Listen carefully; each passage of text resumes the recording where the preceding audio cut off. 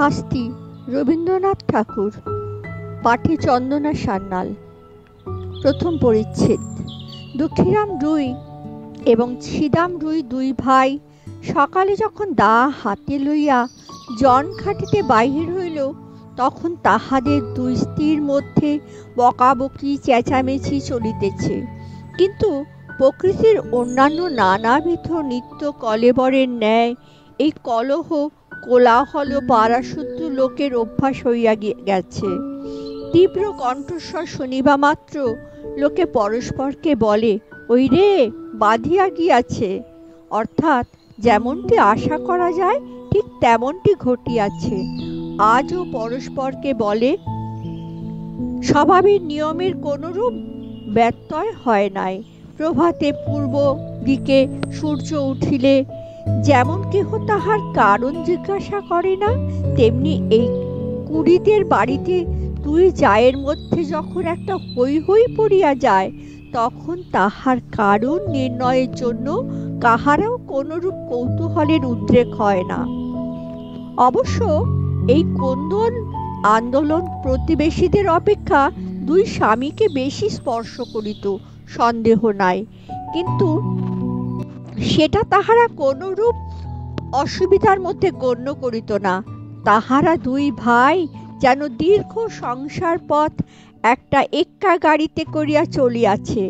দুই দিকের দুই স্প্রিং বিহীন চাকার অবিশ্রাম ছড়ছড় খড়খড় শব্দটাকে জীবন রথযাত্রার একটা বিধিবিহিত নিয়মের মধ্যে ধরিয়া লইয়াছে। বরঞ্চ ঘরে যে দিন কোনো শব্দমাত্র নাই, সমস্ত থমথম ছমছম করিতেছে, সেদিন একটা আসন্ন অনৈসর্গিক উপদ্রবের আশঙ্কা জন্মিত। সেদিন যে কখন কি হইবে তাহা কেহ হিসাব করিয়া বলিতে পারিত না। আমাদের গল্পের ঘটনা যেদিন আরম্ভ হইল, সেদিন সন্ধ্যার প্রাক্কালে দুই ভাই যখন জন খাটিয়া শ্রান্ত দেহে ঘরে ফিরিয়া আসিল, তখন দেখল স্তব্ধ গৃহ গম গম করিতেছে। বাহিরে অত্যন্ত গুমট।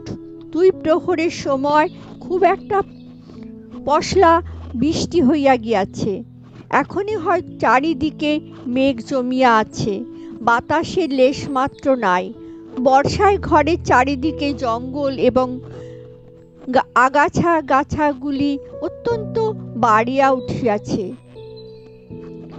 সেখানে হইতে এবং জলমগ্ন পাটের ক্ষেত হইতে সিক্ত উদ্ভিজ্জের ঘন গন্ধবাষ্প চতুর্দিকে একটি নিশ্চল প্রাচীরের মতো জমাট হইয়া দাঁড়াইয়া আছে। গোয়ালের পশ্চাৎবর্তী ডোবার মধ্যে হইতে ভেগ ডাকিতেছে এবং ঝিল্লি রবে সন্ধ্যার নিস্তব্ধ আকাশ একেবারে পরিপূর্ণ। অদূরে বর্ষার পদ্মা নভ মেঘ ঘন ছায়ায় বড় স্থির ভয়ঙ্কর ভাব ধারণ করিয়া চলিয়াছে। শস্য ক্ষেত্রের অধিকাংশই ভাঙিয়া মেঘালয়ের লোকালয়ের কাছাকাছি আসিয়া পড়িয়াছে। এমনকি ভাঙনের ধারে দুই চারিটা আম কাঁঠাল গাছের শিকড় বাহির হইয়া খেদা দিয়াছে, যেন তাহাদের নিরুপায় মুষ্টির প্রসারিত অঙ্গুলিগুলি শূন্যে একটা কিছু অন্তিম অবলম্বন আঁকড়িয়া ধরিবার চেষ্টা করিতেছে। দুঃখীরাম এবং ছিদাম সেদিন জমিদারের কাছারি ঘরে কাজ করিতে গিয়াছিল। ও পাড়ের চরে জলিধান পাকিয়াছে। বর্ষার চর ভাসিয়া যাইবার পূর্বেই ধান কাটিয়া লইবার জন্য দেশের দরিদ্র লোক মাত্রেই কেহ বা নিজের খেতে কেহ বা পাট খাটিতে নিযুক্ত হইয়াছে। কেবল কাছারি হইতে পেয়াদা আসিয়া এই দুই ভাইকে জবরদস্তি করিয়া ধরিয়া লইয়া গেল। কাছারি ঘরে চাল ভেদ করিয়া স্থানে স্থানে জল পড়িতেছিল, তাহাই সারিয়া দিতে হয় এবং গোটাকতক ঝাঁপ নির্মাণ করিতে তাহারা সমস্ত দিন খাটিয়াছে। বাড়ি আসিতে পায় নাই। কাছারি হইতেই কিঞ্চিৎ জলপান খাইয়াছে। মধ্যে মধ্যে বৃষ্টিতেও ভিজিতে হইয়াছে। উচিত মতো পাওনা মজুরি পায় নাই এবং তাহার পরিবর্তে যে সকল অন্যায় কটু কথা শুনিতে হইয়াছে, সে তাহাদের পাওনার অনেক অতিরিক্ত। পথের কাদা এবং জল ভাঙিয়া সন্ধ্যাবেলায় বাড়ি ফিরিয়া আসিয়া দুই ভাই দেখিল, ছোট যা চন্দ্রা ভূমিতে অঞ্চল পাতিয়া চুপ করিয়া পড়িয়া আছে। আজিকার এই মেঘলা দিনের মতো সেও মধ্যাহ্নে প্রচুর বর্ষণপূর্বক সাহান্যের কাছাকাছি ক্ষান্ত দিয়া অত্যন্ত গুমট করিয়া আছে। আর বড় যা রাধা মুখটা মস্ত করিয়া দাওয়ায় বসিয়াছিল। তাহার 1.5 বছরের ছোট্ট ছেলেটি কাঁদিতেছিল। দুই ভাই যখন প্রবেশ করিল, দেখিল উলঙ্গ শিশু প্রাঙ্গণের এক পার্শ্বে চিত হইয়া পড়িয়া ঘুমাইয়া আছে। ক্ষুধিত দুঃখীরাম আর কাল বিলম্ব না করিয়া বলিল, ভাত দে। বড় বউ বারুদের বস্তায় স্ফুলিঙ্গ পাতের মতো এক মুহূর্তেই তীব্র কণ্ঠস্বর আকাশ পরিমাণ করিয়া বলিয়া উঠিল, ভাত কোথায় যে ভাত দিব? কি চাল দিয়া গিয়াছিলি? আমি কি নিজে রোজগার করিয়া আনিব? সারাদিনের শ্রান্তি ও লাঞ্ছনার পর অন্নহীন নিরানন্দ অন্ধকার ঘরে প্রজ্বলিত ক্ষুধা নলে গৃহিণীর রুক্ষ বচন, বিশেষত শেষ কথাটার গোপন কুৎসিত শ্লেষ দুঃখীরামের হঠাৎ কেমন একেবারে অসহ্য হইয়া উঠিল। ক্রুদ্ধ ব্যাঘ্রের ন্যায় গম্ভীর গর্জনে বলিয়া উঠিল, কি বললি? বলিয়া মুহূর্তের মধ্যে ডাল লইয়া কিছু না ভাবিয়া একেবারে স্থির মাথায় বসাইয়া দিল। রাধা তাহার ছোট জায়ের কোলের কাছে পড়িয়া গেল এবং মৃত্যু হইতে মুহূর্ত বিলম্ব হইল না। চন্দ্রা রক্তসিক্ত বস্ত্রে কি হলো গো বলিয়া চিৎকার করিয়া উঠিল। শ্রীরাম তাহার মুখ চাপিয়া ধরিল। দুঃখীরাম দাঁত ফেলিয়া মুখে হাত দিয়া হতবুদ্ধির মতো ভূমিতে বসিয়া পড়িল। ছেলেটা জাগিয়া উঠিয়া ভয়ে চিৎকার করিয়া কাঁদিতে লাগিল। বাহিরে তখন পরিপূর্ণ শান্তি। রাখাল বালক গরু লইয়া গ্রামে ফিরিয়া আসিতেছে। পরপরের চরে যাহারা নতুন পক্ষ ধান কাটিতে গিয়াছিল, তাহারা 5-7 জনে এক একটি ছোট নৌকায় এপারে ফিরিয়া পরিশ্রমের পুরস্কার 2-4 আঁটি ধান মাথায় লইয়া প্রায় সকলেই নিজ নিজ ঘরে আসিয়া পৌঁছিয়াছে। চক্রবর্তীদের বাড়ির রামলোচন খুড়ো গ্রামের ডাকঘরে চিঠি দিয়া ঘরে ফিরিয়া নিশ্চিন্ত মনে চুপচাপ তামাক খাইতেছিলেন। হঠাৎ মনে পড়িল তাহার কোরফা প্রজা দুঃখী অনেক টাকা খাজনা বাকি, আজ কিয়দংশ শোধ করিবে প্রতিশ্রুত হইয়াছিল। এতক্ষণে তাহারা বাড়ি ফিরিয়াছে। স্থির করিয়া চাদরটা কাঁধে ফেলিয়া লইয়া ছাতা লইয়া বাহির হইলেন। কুড়িদের বাড়িতে ঢুকিয়া তাহার গা ছমছম করিয়া উঠিল। দেখিলেন ঘরে প্রদীপ জ্বালা হয় নাই। অন্ধকার দাওয়ায় 2-4টা অন্ধকার মূর্তি অস্পষ্ট দেখা যাইতেছে।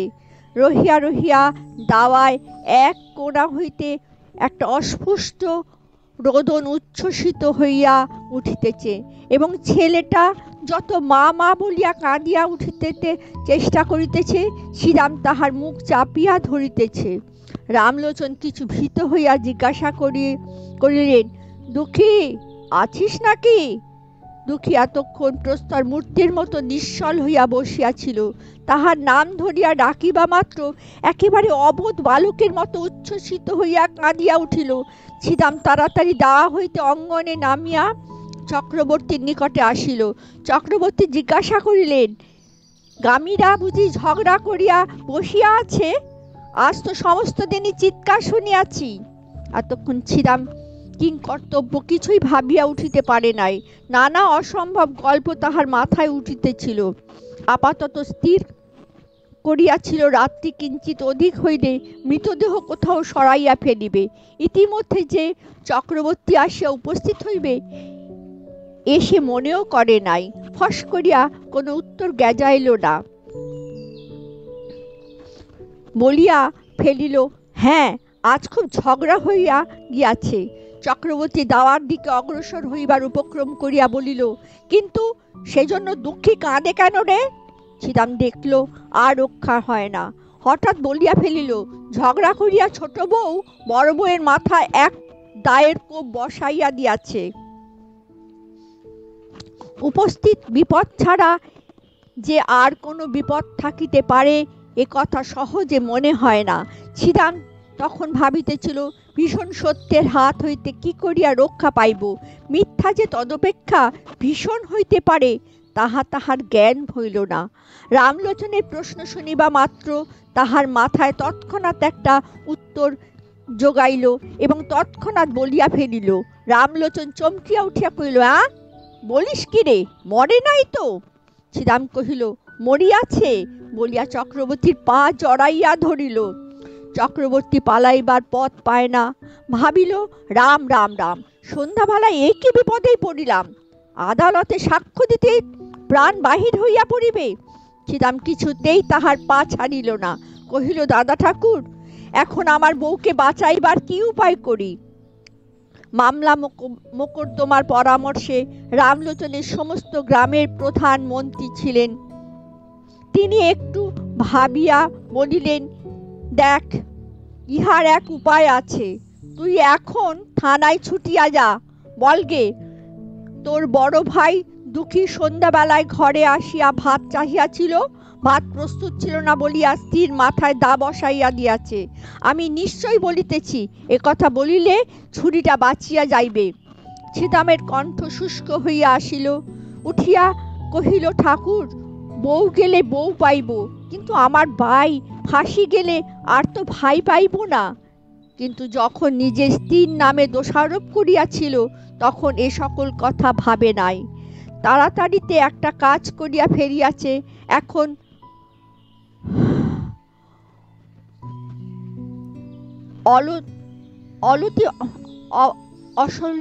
অসম্মিতভাবে মন আপনার পক্ষে যুক্তি এবং প্রবোধ সঞ্চয় করিতেছে। চক্রবর্তীও কথাটা যুক্তিসঙ্গত বোধ করিলেন, কহিলেন, তবে যেমনটি ঘটিয়াছে তাই বলিস, সকল দিক রক্ষা করা অসম্ভব। বলিয়া রামলোচন অবিলম্বে প্রস্থান করিল এবং দেখতে দেখিতে গ্রামে রাষ্ট্র হইল যে কুড়িদের বাড়ির চন্দরা রাগারাগি করিয়া তাহার বড় জায়ের মাথায় দা বসাইয়া দিয়াছে। বাঁধ ভাঙিলে যেমন জল আসে গ্রামের মধ্যে, তেমনি হু হু শব্দে পুলিশ আসিয়া পড়িল। অপরাধী এবং নিরপরাধী সকলেই বিষম উদ্বিগ্ন হইয়া উঠিল। দ্বিতীয় পরিচ্ছেদ। ছিদাম ভাবিল, যে পথ কাটিয়া ফেরিয়াছে সেই পথেই চলিতে হইবে। সে চক্রবর্তীর কাছে নিজ মুখে এই কথা বলিয়া ফেলিয়াছে, সে কথা গা শুদ্ধ রাষ্ট্র হইয়া পড়িয়াছে। এখন তাহার আর একটা কিছু প্রকাশ হইয়া পড়িলে কি জানি কি হইতে কি হইবে, সে নিজেই কিছু ভাবিয়া পাইল না। মনে করিল, কোনো মতে সে কথাটা রক্ষা করিয়া তাহার সহিত আর 5টা গল্প জুড়িয়া স্ত্রীকে রক্ষা করা ছাড়া আর কোনো পথ নাই। ছিদাম তাহার স্ত্রী চন্দরাকে অপরাধ নিজ স্কন্ধে লইবার জন্য অনুরোধ করিল। সে তো একেবারে বজ্রাহত হইয়া গেল। ছিদাম তাহাকে আশ্বাস দিয়া কহিল, যাহা বলিতেছি তাই কর, তোর কোনো ভয় নাই, আমরা তোকে বাঁচাইয়া দিব। আশ্বাস দিল বটে, কিন্তু গলা শুকাইল, মুখ পাংশুবর্ণ হইয়া গেল।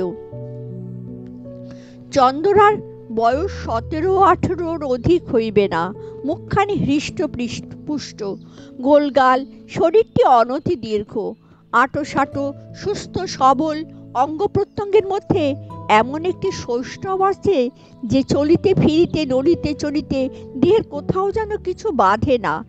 একখানি নতুন তৈরি নৌকার মতো, বেশ ছোট এবং সুডল, অত্যন্ত সহজে সরে এবং তাহার কোথাও কোনো গ্রন্থি শিথিল হইয়া যায় নাই। পৃথিবীর সকল বিষয়ে তাহার একটা কৌতুক এবং কৌতূহল আছে। পাড়ায় গল্প করিতে যাইতে ভালোবাসে এবং কুম্ভকক্ষে ঘাটে যাইতে আসিতে 2 অঙ্গুলি দিয়া ঘোমটা ঈষৎ ফাঁক করিয়া উজ্জ্বল চঞ্চল ঘন কৃষ্ণ খেঁচা দুটি দিয়া পথের মধ্যে দর্শনযোগ্য যাহা কিছু সমস্ত দেখিয়া লয়।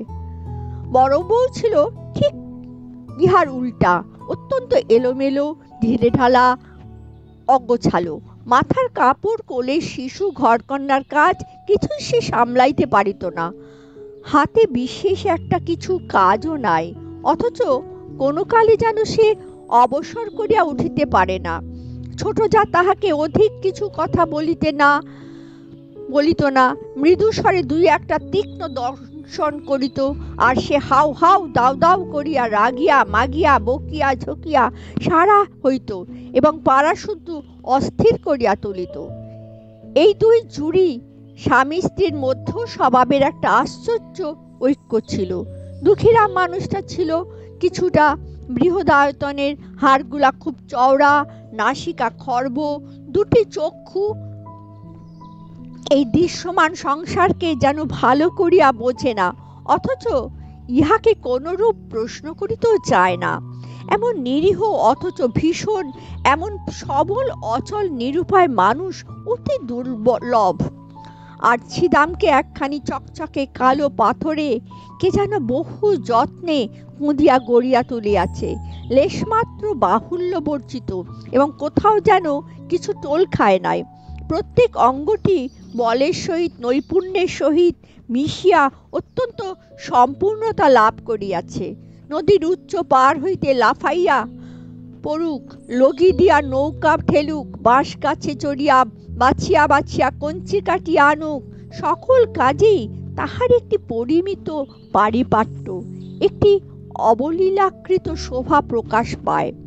বড় বড় কালো চুল তেল দিয়া কপাল হইতে যত্নে আঁচড়াইয়া তুলিয়া কাঁধে আনিয়া ফেলিয়াছে। বেশভূষা সাজসজ্জায় বিলন একটু যত্ন আছে। অপরাপর গ্রাম বধূদিগরে সৌন্দর্যের প্রতি যদিও তাহার উদাসীন দৃষ্টি ছিল না এবং তাহাদের চক্ষে আপনাকে মনোরম করিয়া তুলিবার ইচ্ছা তাহার যথেষ্ট ছিল, তবু ছিদাম তাহার যুবতী স্ত্রীকে একটু বিশেষ ভালোবাসিত। উভয়ে ঝগড়াও হইত, ভাবও হইত, কেউ কাহাকেও পরাস্ত করিতে পারিত না। আরেকটি কারণে উভয়ের মধ্যে বন্ধন কিছু সুদৃঢ় ছিল। ছিদাম মনে করিত চন্দ্ররা যেরূপ চটুল চঞ্চল প্রকৃতির স্ত্রীলোক, তাহাকে যথেষ্ট বিশ্বাস নাই, আর চন্দ্ররা মনে করিত আমার স্বামীটির চতুর্দিকে দৃষ্টি, তাহাকে কিছু কষাকষি করিয়া না বাঁধিলে কোনদিন হাতছাড়া হইতে আটক নাই। উপস্থিত ঘটনা ঘটিবার কিছুকাল পূর্ব হইতে স্ত্রী পুরুষের মধ্যে ভারী একটা গোলযোগ চলিতেছিল। চন্দ্ররা দেখিয়াছিল তাহার স্বামী কাজের ওজর করিয়া মাঝে মাঝে দূরে চলিয়া যায়, এমনকি দুই একদিন অতীত করিয়া আসে, অথচ কিছু উপার্জন করিয়াও আনে না। লক্ষণ মন্দ দেখিয়া সেও কিছু বাড়াবাড়ি দেখাইতে লাগিল। যখন তখন ঘাটে যাইতে আরম্ভ করিল এবং পাড়া পর্যটন করিয়া আসিয়া কাশী মজুমদারের মেজ ছেলেটির প্রচুর ব্যাখ্যা করিতে লাগিল। ছিদামের দিন এবং রাত্রিগুলির মধ্যে কে যেন বিষ মিশাইয়া দিল। কাজে কর্মে কোথাও একদণ্ড গিয়া সুস্থির হইতে পারে না। একদিন ভাতকে আসিয়া ভারী ভৎসনা করিল। সে হাত নাড়িয়া ঝংকার দিয়া অনুপস্থিত মৃত পিতাকে সম্বোধন করিয়া বলিল, ও মেয়ে ঝড়ের আগে ছোটে, উহাকে আমি সামলাইব? আমি জানি ও কোনোদিন কি সর্বনাশ করিয়া বসিবে। চন্দ্রা পাশের ঘর হইতে আসিয়া আস্তে আস্তে কহিল, কেন দিদি, তোমার এত ভয় কিসের? এই দুই জায়ে ভীষণ দ্বন্দ্ব বাঁধিয়া গেল। ছিদাম খেচা পাকাইয়া বলিল, এবার যদি কখনো শুনি তুই একলা ঘাটে গিয়েছিস, তোর হাড় কুড়াইয়া দিব। চন্দ্রা বলিল, তাহা হইলে তো হাড় জুড়ায়, বলিয়া তৎক্ষণাৎ বাহিরে যাইবার উপক্রম করিল। ছিদাম এক লম্ফে তাহার চুল ধরিয়া টানিয়া ঘরে পুরিয়া বাহির হইতে দ্বার রুদ্ধ করিয়া দিল। কর্মস্থান হইতে সন্ধ্যাবেলায় ফিরিয়া আসিয়া দেখে ঘরের দোর খোলা, ঘরে কেহ নাই। চন্দ্রা 3টে গ্রাম ছাড়াইয়া একেবারে তাহার মামার বাড়ি গিয়া উপস্থিত হইয়াছে। ছিদাম সেখান হইতে বহু কষ্টে অনেক সাধ্য সাধনায় তাহাকে ঘরে ফিরাইয়া আনিল, কিন্তু এবার পরাস্ত মানিল। দেখল এক অঞ্জলি পারদকে মুষ্টির মধ্যে শক্ত করিয়া ধরা যেমন দুঃসাধ্য, এই মুষ্টিমেয় স্ত্রীটুকুকেও কঠিন করিয়া ধরিয়া রাখা তেমনি অসম্ভব ও যেন 10 আঙ্গুলের ফাঁক দিয়া বাহির হইয়া পড়ে। আর কোনো জবরদস্তি করিল না, কিন্তু বড় অশান্তিতে বাস করিতে লাগিল। তাহার এই চঞ্চলা যুবতী স্ত্রীর প্রতি সদা শঙ্কিত ভালোবাসা উগ্র একটা বেদনার মতো বিষম টনটনে হইয়া উঠিল। এমনকি একবার মনে হইত, এ যদি মরিয়া যায় তবে আমি নিশ্চিত হইয়া একটুখানি শান্তি লাভ করিতে পারি। মানুষের উপরে মানুষের যতটা ঈর্ষা হয়, যমের উপরে এতটা নহে। এমন সময়ে ঘটে সেই বিপদ। চন্দ্রাকে যখন তার স্বামী খুন স্বীকার করিয়া লইতে কহিল, সে স্তম্ভিত হইয়া চাহিয়া রহিল। তাহার কালো দুটি চক্ষু কালো অগ্নির ন্যায় নীরবে তাহার স্বামীকে দগ্ধ করিতে লাগিল। তাহার সমস্ত শরীর মন যেন ক্রমেই সংকুচিত হইয়া স্বামী রাক্ষসের হাত হইতে বাহির হইয়া আসিবার চেষ্টা করিতে লাগিল। তাহার সমস্ত অন্তরাত্মা একান্ত বিমুখ হইয়া দাঁড়াইল। ছিদাম আশ্বাস দিল, তোমার কিছু ভয় নাই বলিয়া পুলিশের কাছে, ম্যাজিস্ট্রেটের কাছে কি বলিতে হইবে বারবার শিখাইয়া দিল। চন্দ্রার সে সমস্ত দীর্ঘ কাহিনী কিছুই শুনিল না, কাঠের মূর্তি হইয়া বসিয়া রহিল। সমস্ত কাজেই ছিদামের উপর দুঃখীরামের একমাত্র নির্ভর। ছিদাম যখন চন্দ্রার উপর দোষারোপ করিতে বলিল, দুঃখী বলিল, তাহা হইলে বৌমার কি হইবে? ছিদাম কহিল, উহাকে আমি বাঁচাইয়া দিব। বৃহতাকায় দুঃখীরাম নিশ্চিন্ত হইল চন্দ্রার কথায়।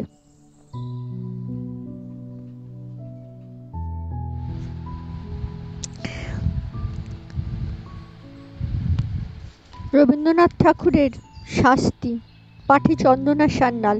৩য় পরিচ্ছেদ। ছিদাম তাহার স্ত্রীকে শিখাইয়া দিয়াছিল যে, তুই বলিস বড়জা আমাকে বঁটি লইয়া মারিতে আসিয়াছিল। আমি তাহাকে দা লইয়া ঠেকাইতে গিয়া হঠাৎ কেমন করিয়া লাগিয়া গিয়াছে। এই সমস্তই রামলোচনের রচিত। ইহার অনুকূলে যে যে অলঙ্কার এবং প্রমাণ প্রয়োগ করা আবশ্যক, তাহাও সে বিস্তারিতভাবে ছিদামকে শিখাইয়াছিল। পুলিশ আসিয়া তদন্ত করিতে লাগিল। চন্দ্রাই যে তাহার বড়জাকে খুন করিয়াছে, গ্রামের সকল লোকের মনে এই বিশ্বাস বদ্ধমূল হইয়া গিয়াছে। সকল সাক্ষীর দ্বারাই সেইরূপ প্রমাণ হইল। পুলিশ যখন চন্দ্রাকে প্রশ্ন করিল, চন্দ্রা কহিল, হ্যাঁ, আমি খুন করিয়াছি। আমি তাহাকে দেখিতে পারিতাম না। কোনো বচসা হইয়াছিল? না। সে তোমাকে প্রথমে মারিতে আসিয়াছিল? না। তোমার প্রতি কোনো অত্যাচার করিয়াছিল? না। এইরূপ উত্তর শুনিয়া সকলে অবাক হইয়া গেল। ছিদাম তো একেবারে অস্থির হইয়া উঠিল। কহিল, উনি ঠিক কথা বলিতেছেন না। বড় বউ প্রথমে। দারোগা খুব এক তাড়া দিয়া তাহাকে থামাইয়া দিল। অবশেষে তাহাকে বিধিমতে জেরা করিয়া বারবার সেই একই উত্তর পাইল। বড় বউয়ের দিক হইতে কোনরূপ আক্রমণ চন্দ্রা কিছুতেই স্বীকার করিল না। এমন একগুঁয়ে মেয়েও যে দেখা যায় না। একেবারে প্রাণপণে ফাঁসি কাষ্ঠের দিকে ঝুঁকিয়াছে, কিছুতেই তাহাকে টানিয়া রাখা যায় না। এ কি নিদারুণ অভিমান! চন্দ্রা মনে মনে স্বামীকে বলিতেছে, আমি তোমাকে ছাড়িয়া আমার এই নব যৌবন লইয়া ফাঁসি কাঠকে বরণ করিলাম। আমার ইহজন্মের শেষ বন্ধন তাহার সহিত। বন্দিনী হইয়া চন্দ্রা একটি নিরীহ ক্ষুদ্র চঞ্চল কৌতুকপ্রিয় গ্রামবধূ, চিরপরিচিত গ্রামের পথ দিয়া, রথতলা দিয়া, হাটের মধ্য দিয়া, গ্রামের প্রান্ত দিয়া, মজুমদারদের বাড়ির সম্মুখ দিয়া, পোস্ট অফিস এবং স্কুল ঘরের পার্শ্ব দিয়া, সমস্ত পরিচিত লোকের চরের উপর দিয়া, কলঙ্কের ছাপ লইয়া চিরকালের মতো গৃহ ছাড়িয়া চলিয়া গেল।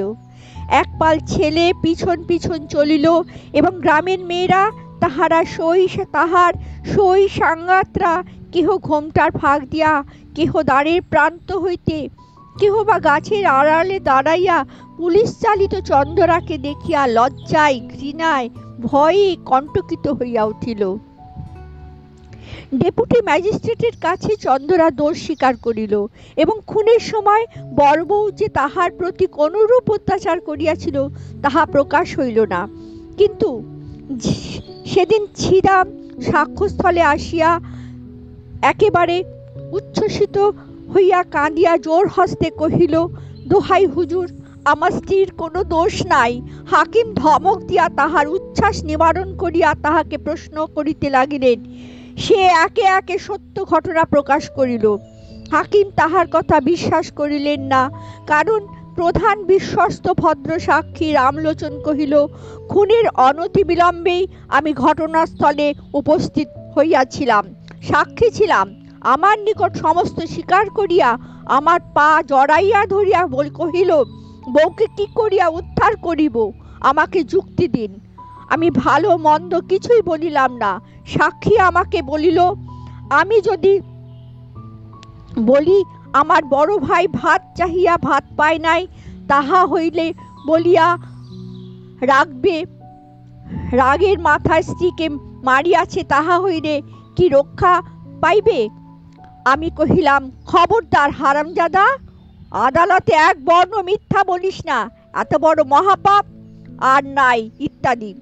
রামলোচন প্রথমে চন্দরাকে রক্ষা করিবার উদ্দেশ্যে অনেকগুলো গল্প বানাইয়া তুলিয়াছিল, কিন্তু যখন দেখিল চন্দরা নিজে বাকিয়া দাঁড়াইয়াছে, তখন ভাবিল, ওরে বাপরে, শেষকালে কি মিথ্যা সাক্ষীর দায়ে পড়িব? যেটুকু জানি সেটুকু বলা ভালো, এই মনে করিয়া রামলোচন যাহা জানি তাহাই বলিল, বরঞ্চ তাহার চেয়েও কিছু বেশি বলিতে ছাড়িল না। ডেপুটি ম্যাজিস্ট্রেট স্টেশনে চালান দিলেন। ইতিমধ্যে চাষবাস, হাটবাজার, হাসি কান্না, পৃথিবীর সমস্ত কাজ চলিতে লাগিল, এবং পূর্ব বৎসরের মতো নবীন ধান্য ক্ষেত্র শ্রাবণের অবিরল বৃষ্টিধারা বর্ষিত হইতে লাগিল। পুলিশ আসামি এবং সাক্ষী লইয়া আদালতে হাজির। সম্মুখবর্তী মুন্সেফের কোর্টে বিস্তর লোক নিজ নিজ মোকদ্দমার অপেক্ষায় বসিয়া আছে। রন্ধনশালার পশ্চাৎবর্তী একটি ডোবার অংশবিভাগ লইয়া কলিকাতা হইতে এক উকিল আসিয়াছে, এবং তদুপলে বাদীর পক্ষে ৩৯ জন সাক্ষী উপস্থিত আছে। কত শত লোক আপন আপন কাঠগড়া হিসাবে চুলচেরা মীমাংসা করিবার জন্য ব্যগ্র হইয়া আসিয়াছে। জগতে আপাতত তদপেক্ষা গুরুতর আর কিছুই উপস্থিত নাই, এইরূপ তাহাদের ধারণা। ছিদাম বাতায়ন হইতে এই অত্যন্ত ব্যস্ত সমস্ত প্রতিদিনের পৃথিবীর দিকে এক দৃষ্টে চাহিয়া আছে। সমস্তই স্বপ্নের মতো বোধ হইতেছে। কম্পাউন্ডের বৃহৎ বটগাছ হইতে একটি কোকিল ডাকিতেছে। তাহাদের কোনরূপ আইন আদালত নাই। চন্দরা জজের কাছে কহিল, ওগো সাহেব, এক কথা আর বারবার কতবার করিয়া বলিব? জজ সাহেব তাকে বুঝাইয়া বলিলেন, তুমি যে অপরাধ স্বীকার করিতেছ তাহার শাস্তি কি জানো? চন্দরা কহিল, না। জজ সাহেব কহিলেন, তাহার শাস্তি ফাঁসি। চন্দরা কহিল, ওগো, তোমার পায়ে পড়ি, তাই দাও না সাহেব, তোমাদের যাহা খুশি করো, আমার তো আর সহ্য হয় না। যখন ছিদামকে আদালতে উপস্থিত করিল, চন্দরা মুখ ফিরাইল। জজ কহিলেন, সাক্ষীর দিকে চাহিয়া বলো, এ তোমার কে হয়? চন্দরা দুই হাতে মুখ ঢাকিয়া কহিল, ও আমার স্বামী হয়। প্রশ্ন হইল, ও তোমাকে ভালোবাসে না? উত্তর, ভারী ভালোবাসে। প্রশ্ন, তুমি উহাকে ভালোবাসো না? উত্তর, খুব ভালোবাসি। ছিদামকে যখন প্রশ্ন হইল, ছিদাম কহিল, আমি খুন করিয়াছি। প্রশ্ন, কেন? ছিদাম, ভাত চাহিয়াছিলাম, বড় বউ ভাত দেয় নাই, দুঃখীরাম সাক্ষ্য দিতে আসিয়া মূর্ছিত হইয়া পড়িল। মূর্ছা ভঙ্গের পর উত্তর করিল, সাহেব, খুন আমি করিয়াছি। কেন? ভাত চাহিয়াছিলাম, ভাত দেয় নাই। বিস্তর জেরা করিয়া এবং অন্যান্য সাক্ষ্য শুনিয়া জজ সাহেব স্পষ্ট বুঝিতে পারিলেন, ঘরের স্ত্রীলোককে ফাঁসির অপমান হইতে বাঁচাইবার জন্য ইহারা দুই ভাই অপরাধ স্বীকার করিতেছে। কিন্তু চন্দরা পুলিশ হইতে সেশন আদালত পর্যন্ত বারবার এক কথা বলিয়া আসিতেছে, তাহার কথা তিল মাত্র নড়চড় হয় নাই। দুইজন উকিল স্বেচ্ছা প্রবৃত্ত হইয়া তাহাকে প্রাণদণ্ড হইতে রক্ষা করিবার জন্য বিস্তর চেষ্টা করিয়াছে, কিন্তু অবশেষে তাহার নিকট পরাস্ত মানিয়াছে। যেদিন একরত্তি বয়সে একটি কালো কালো ছোটখাটো মেয়ে তাহার গোলগাল মুখটি লইয়া খেলার পুতুল ফেলিয়া বাপের ঘর হইতে শ্বশুর ঘরে আসিল, সেই দিন রাত্রে শুভলগ্নের সময় আজিকার দিনের কথা কি কল্পনা করিতে পারিত? তাহার বাপ মরিবার সময় এই বলিয়া নিশ্চিন্ত হইয়াছিল যে, যাহা হোক, আমার মেয়েটির একটি সদ্গতি করিয়া গেলাম। জেলখানায় ফাঁসির পূর্বে দয়ালু সিভিল সার্জন চন্দরাকে জিজ্ঞাসা করিল, কাহাকেও দেখিতে ইচ্ছা করে? চন্দরা কহিল, একবার আমার মাকে দেখিতে চাই। ডাক্তার কহিল, তোমার স্বামী তোমাকে দেখিতে চায়, তাহাকে কি ডাকিয়া আনিব? চন্দরা কহিল, মরণ।